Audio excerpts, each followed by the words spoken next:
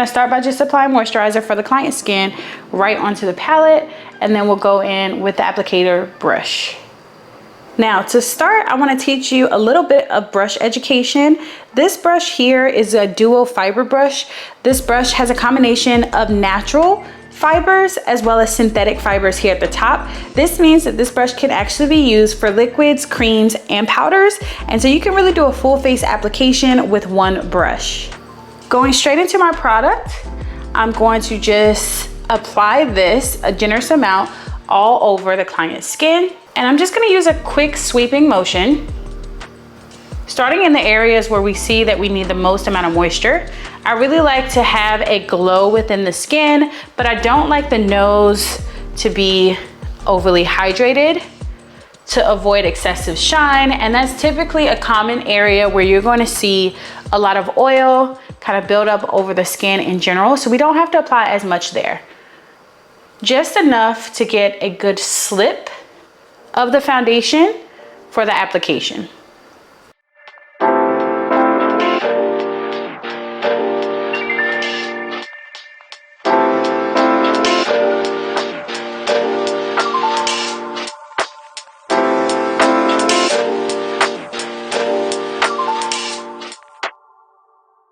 Now, the next step is an optional step, but I am going to be taking a Fix Plus spray by MAC Cosmetics product, but I do want to explain that this is not a setting spray. This is a fixing spray. It actually contains glycerin, which is going to attract moisture from the air onto the client's skin throughout the day. So think of it as a refresher or adding hydration to the skin, more so than setting or keeping the makeup on. My client's gonna close her eyes. I'm gonna remain about 12 inches away from the client's face, so I got a good distance here.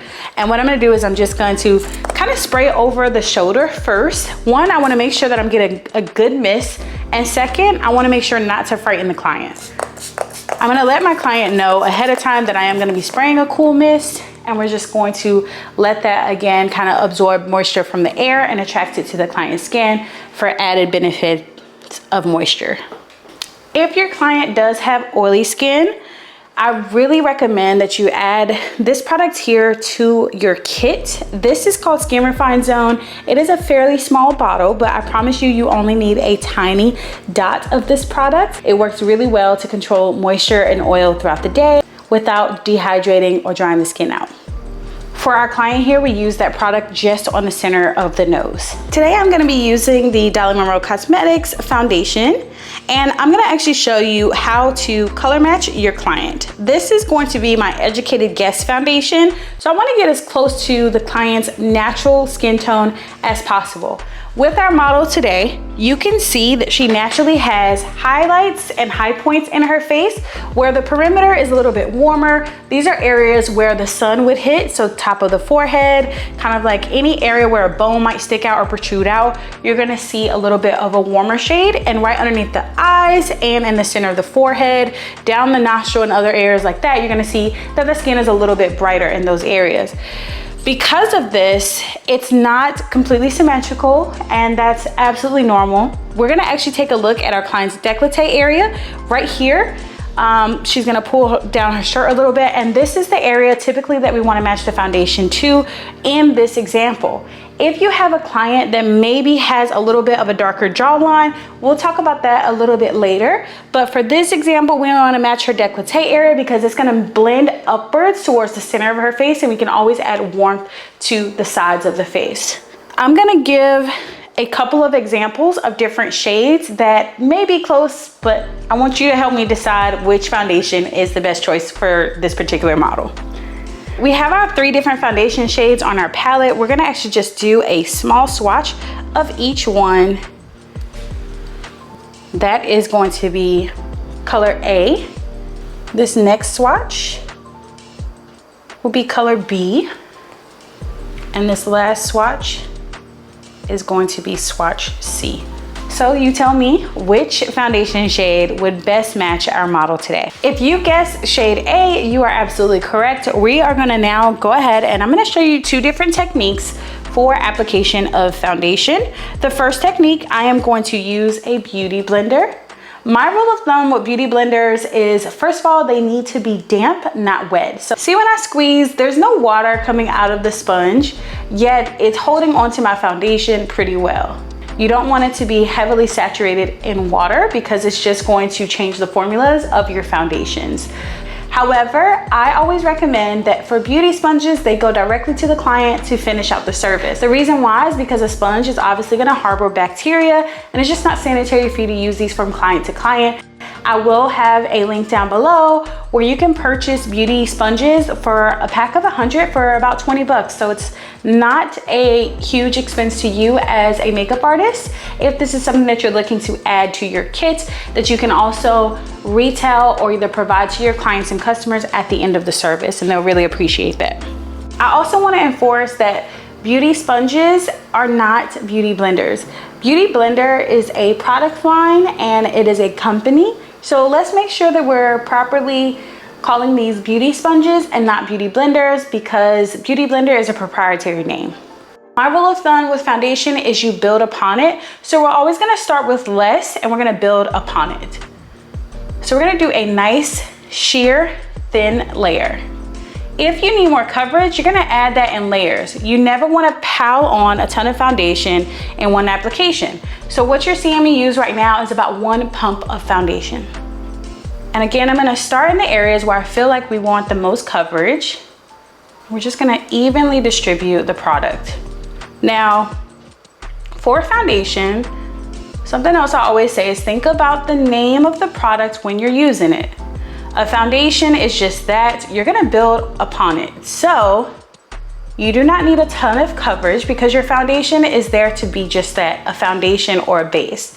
Your concealer is going to conceal and hide everything that you would like it to hide. So let your concealer do all of the concealing, let it do all the hiding and perfecting of the skin, and let your foundation just be the base. Less is more. This is also gonna help you to avoid having a pile up of product on the skin, and also your client leaving and feeling their makeup on their skin throughout the day. So this is about 1 layer of foundation for our client.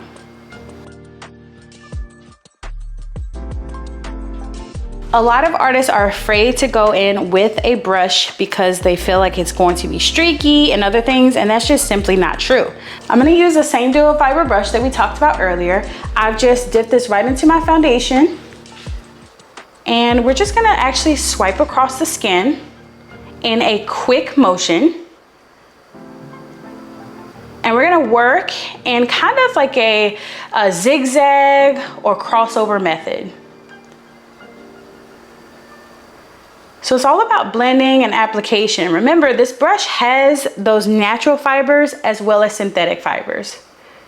So it's actually gonna give you a nice soft finish application. Notice I haven't really blended the foundation down onto her jawline or anything like that yet, because I want you to see just the foundation application on the client's face for right now.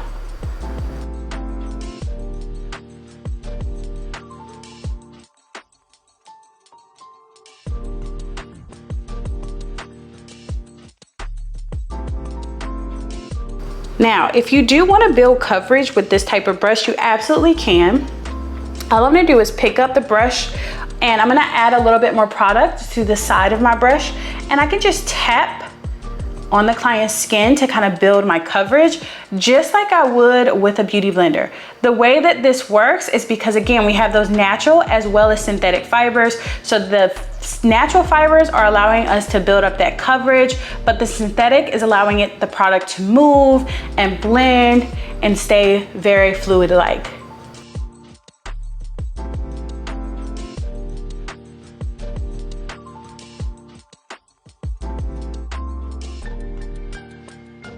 Let's talk concealer. I'm again going in with Dolly Monroe Cosmetics products, and this is our concealer.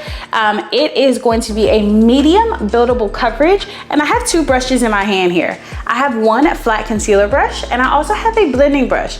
Typically, blending brushes are actually used for eyeshadow, but I love to use them for concealer for many, many different reasons, and you'll see why.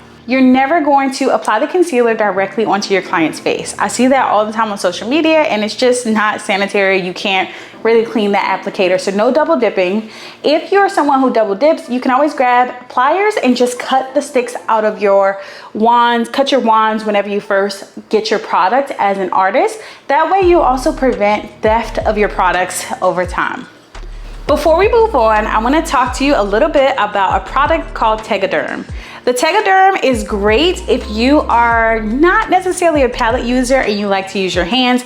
This is going to allow you to remain very sanitary when you're doing makeup applications without the extra price tag of some of those cosmetic ones. So just go to Walmart or your local CVS and grab Tegaderm. You just simply peel it back to open it, grab the product out of the slip, and then you're going to peel it back.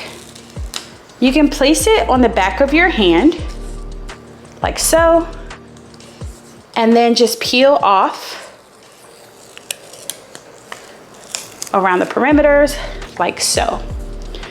Some artists like to use their hands to kind of heat up product and kind of fluctuate with the textures of their products. So if I needed to warm up my foundation to kind of melt it down a little bit, you could do so. If you wanted to make your eyeliners a little bit creamier, you can do so on the back of your hand as well. So this will allow you to turn your hand into a palette without breaking any sanitary barriers. For the purpose of this demo, I'm gonna show you how to use the Tegaderm and the brushes, and I'll also show you how to blend this out with our beauty sponge. Just gonna apply it directly to the back of the hand, maintaining sanitation for my product. I'm gonna start again with the synthetic brush. This is going to give a heavier application, but again, I'm using the back of my hand to kind of melt this product down. Something I like to do with my concealer is I really like to just let it sit on the skin so that it gets nice and tacky. I'm not gonna apply a heavy amount of concealer, just enough right here towards the inner tear duct, and then I'm gonna do a little bit of a lift right here. Now, if I wanted to do any type of color correcting for my client, what I could do is take a warmer concealer shade and I could apply that right into the center or anywhere where I see that there may be a shadow. I'm just gonna use a shade that's a little bit warmer. And when I say warm, I mean a little bit more peachy red tones comparative to her standard concealer shade. And you can see the difference between this one and this one here. Your under eye concealer should be about 1 to 2 shades lighter than your foundation shade, depending on if you're brightening and highlighting or if you're actually concealing. If you're just concealing, I recommend about 1 shade. If you're highlighting and brightening the under eye, I recommend 2 shades. I'm actually gonna just apply that there, and now I'm gonna switch over to our blending brush and I'll show you the difference in the application with that. And I'm gonna go in with our warmer shade here, kind of do a little bit of color correcting. And I'm just using a stamping or stapling motion. I use my blending brush in a circular pattern to blend and soften the edges and perimeters for this look. Getting closer up under the eye, and it's a little bit more comfortable for my client when I do this method. So again, with this side, I've actually just concealed. I haven't brightened the under eye too much or highlighted the under eye. On the other side, I'll show you how to brighten or highlight. I'm doing a sandwich method on this side because I am gonna be using a beauty sponge.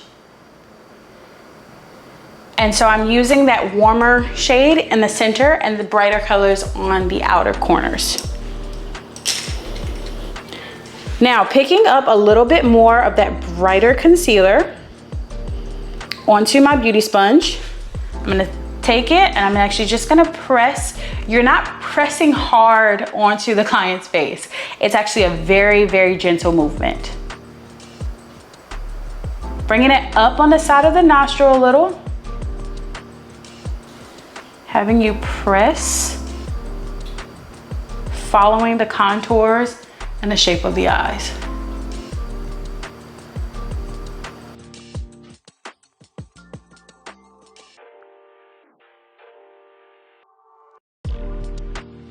Now notice I'm pulling this brighter shade higher up than I needed to do on the other side, because again, this shade is lighter than what we have here, which is more neutral. And again, if you want more coverage, my recommendation is that you leave that concealer to set for about 1 to 2 minutes and then come back with your beauty sponge and blend everything out. I will show you that in the next tutorial when we do a little bit more of a glam look. So now I'm gonna show you how to use the beauty sponge to really brighten the under eyes when you're doing makeup applications. We're gonna use our brighter concealer. This is a shade or step down or brighter from our traditional concealer shade.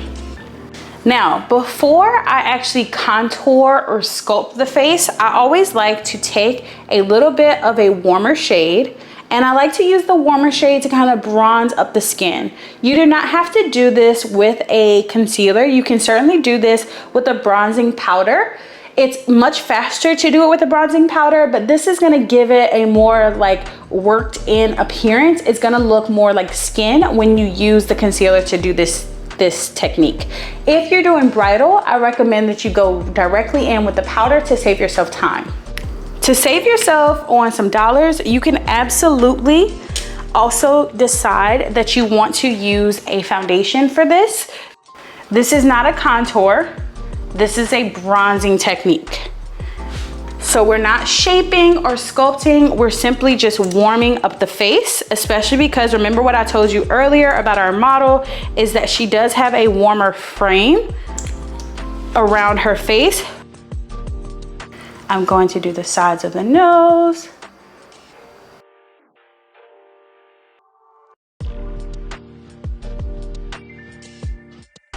Next, we're just gonna blend everything out. So I'm gonna actually start using the back of my beauty sponge, and I'm actually gonna just press and just kind of work that into the skin, melting the product into the skin. We want the skin to still be pretty dewy and hydrated at this point because it helps the product to move.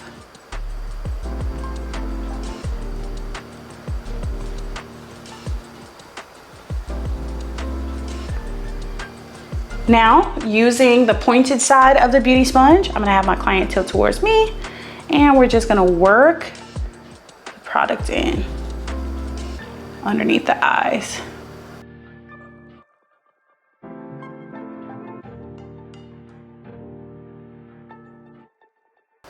And so now what we've done is we've really brightened that under eye.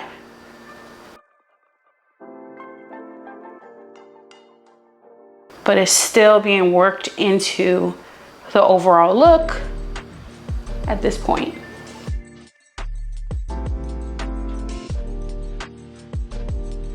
And where you want more blend work done, you're just going to use a clean side of your sponge.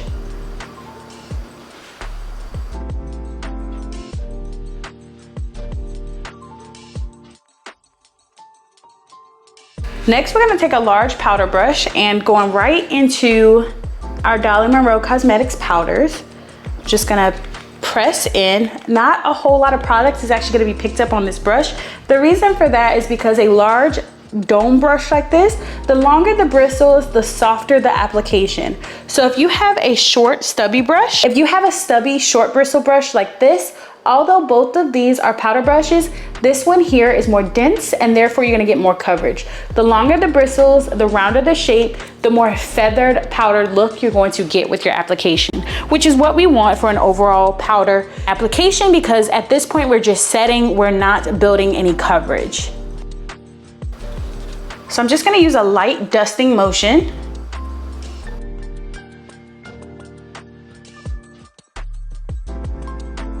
And this is just here to just kind of knock off any shine that we don't want to keep. I love to have highlighted cheeks and glowy cheeks, so I'm not going to apply too much powder to that area.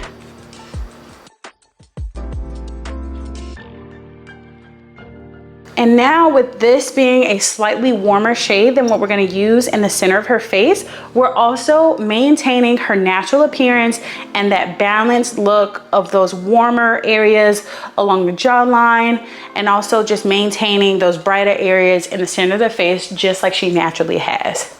Remember, this is not a heavy application, so I am dipping into my powder numerous times, but that's okay because this is not a heavy application. If I were using my more dense brush, I would not be applying or going back into my powder as often. Now, if your client has their hair pulled back or up, for weddings, I always like to go behind the ear and down the back of the neck.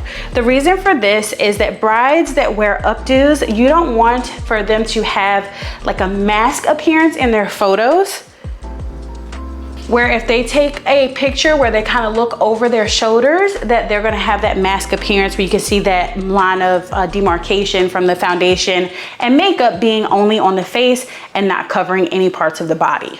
Again, maintaining that highlighted area, that bone structure where we can still see the natural glow coming from within.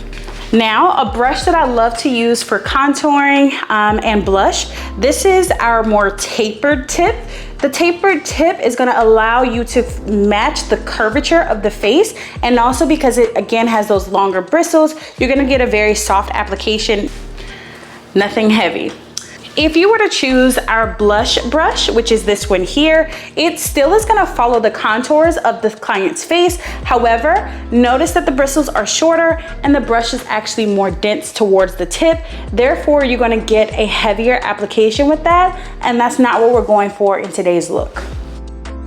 Your contour shades are always gonna be a little bit cooler. They're gonna have more of like a shadow or like a gray tone to them. And then I'm gonna press this product into the client's skin. Again, this is gonna be a very soft application with this brush. It feels very, very lightweight on the client's skin as well.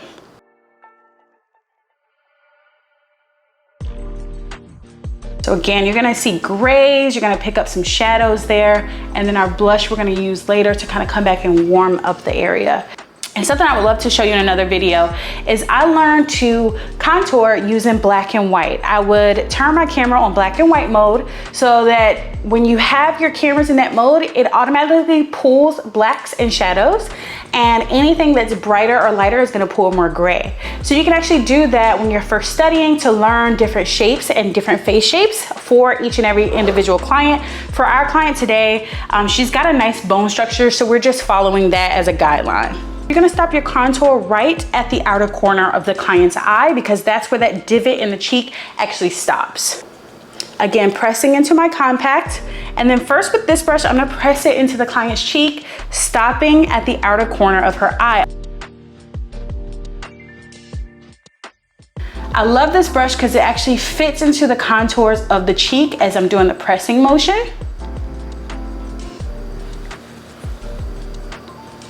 And I can just dust it and kind of kick the product upwards without too much effort. Just working around the forehead area, not too much product is being applied, so I can really build it and take my time to shape the face. Now, for an even more lifted look, we can certainly go back and actually do what we call anti-contour, or kind of cutting the cheek right through here, where we take a brighter powder and kind of go right underneath this contour line. She doesn't need that, but you can certainly do that for a more glam look. All right, so now I'm gonna use my more dense brush, and I'm just gonna, again, just pack this product on because now I'm going for a little bit more coverage.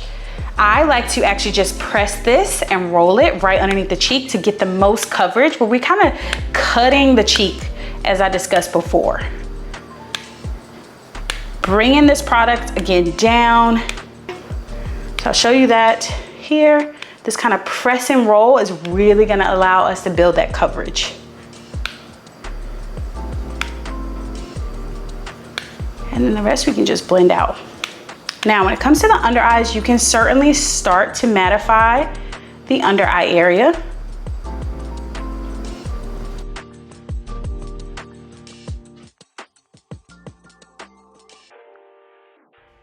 Now I'm gonna take our Dollar Monroe Cosmetics loose setting powder, and we're just gonna apply this right underneath the eyes and in those higher, brighter points that we were discussing earlier, which would be underneath the eyes, the center of the nose, above the lip, and then on the chin area.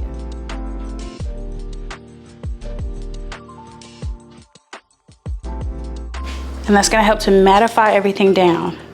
Now, for today's video, again, we're not gonna be doing a baking technique, so I am gonna start to knock this off the client by just using my more dense brush, and whatever product that I have remaining on that brush, I'm actually using it to kind of blend everything out seamlessly.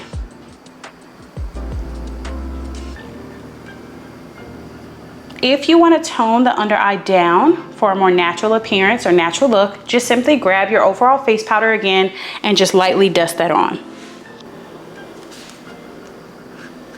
I happen to know that my client does like a brighter under eye, so we'll give her a nice balance where I'm just kind of carving right underneath the brightness under the eye.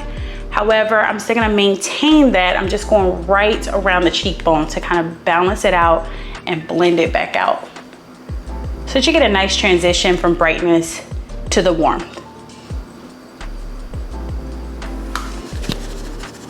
I'm gonna add some shadows to the side of the nose. I'm just gonna pick up my blending eyeshadow brush that I had earlier. I'm actually gonna start in the curvature of the eye and just follow that downwards. And again, this should be a nice soft shadow. You don't want to see a line of demarcation. So what I'm doing here is I'm actually just blending using a circular motion with my brush, a nice swivel pattern, following the curvature of the eye, and then again, bringing that down. This is also going to help me to start to build the eyeshadow look. We're going to be using this blush palette today, and we're actually going to be using the two warmer shades here in this palette. And once I complete that, we will go in with our nice and soft highlight palette. Notice I've only applied the blush to one side.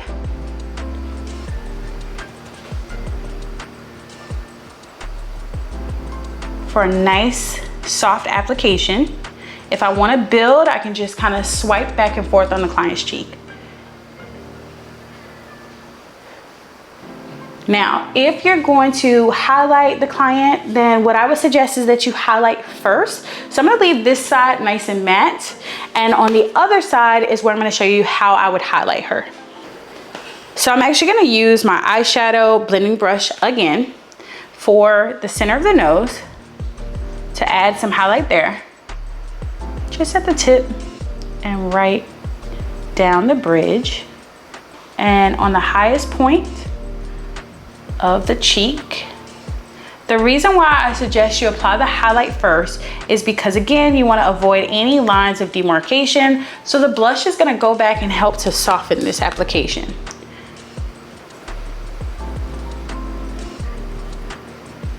To give her that nice glow.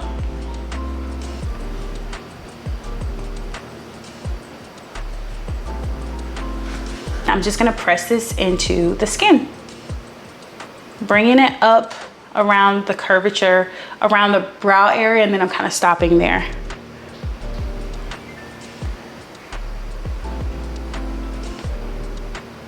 Now I'm just gonna merge everything together by using that large dome brush that we had previously, that all over brush. Just using this to kind of merge everything together.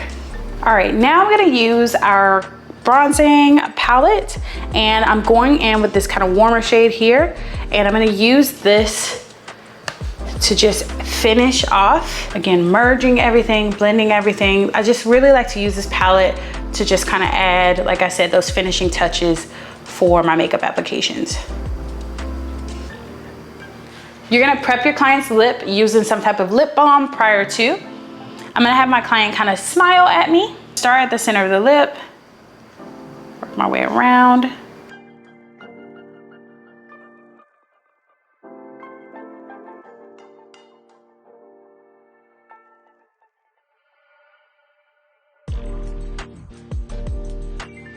Notice for lip application, I'm bracing my pinky for balance. Using the tip of the pencil first to line the lips.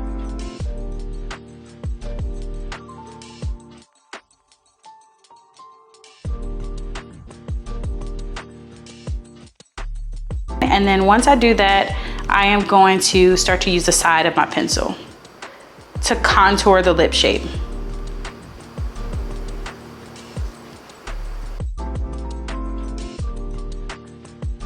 And for this client, this is kind of like a medium brown. And for application of lip, I'm gonna apply this to my Tegaderm. Doing a few swipes. And I'm going to use a brush for the actual application. To tap it into the center of the lip. Liquid lipstick is matte by nature, so you don't wanna pile it on because it's gonna create texture and it's gonna give more of a cakey application and feel to it. So when done properly, you shouldn't have that sensation or that dryness in the application. Sometimes it's just overdone. Now I'm gonna be applying a little bit of baby lip gloss right on top, which is a very soft peach pink shade.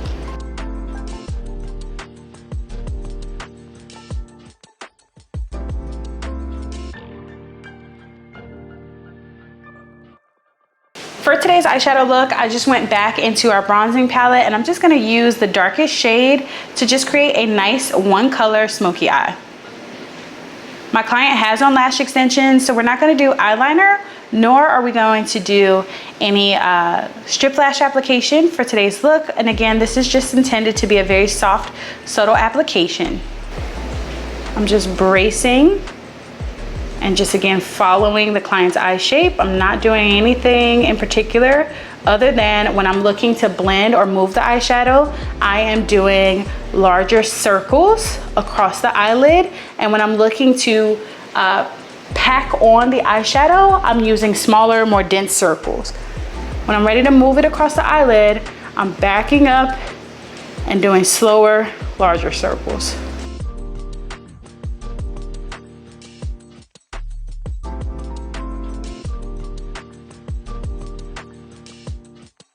And of course, we can bring this down towards those contour lines that we have. So just create a seamless blend. For brows today, we're just gonna do a quick application, nothing dramatic. We're gonna keep the look very soft and subtle. Our client here has beautiful eyebrow and very great bone structure, so we don't really need to do much anyways. So we are just gonna fill in the areas where she's a little bit sparse. Predominantly in her tail. I'm doing long hair-like strokes. And I'm just gonna clean up right underneath here and just kind of push upwards into the brow.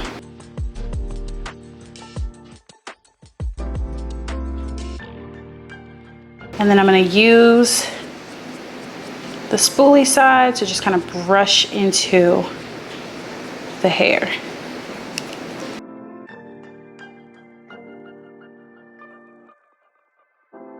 Now, when you're doing brows, I want you to pay attention that with our brow pencils, they are properly angled. So you're gonna actually leave the longest point of the brow tip. You're gonna use that towards the nose at all times. Once I get that clean line at the bottom, I'm just gonna push a little bit of product up. And then again, I'm gonna take my spoolie to evenly disperse the product throughout the brows. I'm gonna have my client look all the way up to the ceiling, and with my blending brush, I'm just gonna go right underneath the eye just to kind of add a little bit of smokiness there. Again, my client does have on false lashes, so no mascara for this client, but I do wanna smoke out that lash line a little bit. Using the same concealer I had earlier, I'm just gonna take a little bit of the lighter shade and I'm just gonna carve out underneath the brow, doing my heaviest application underneath the arch, like so.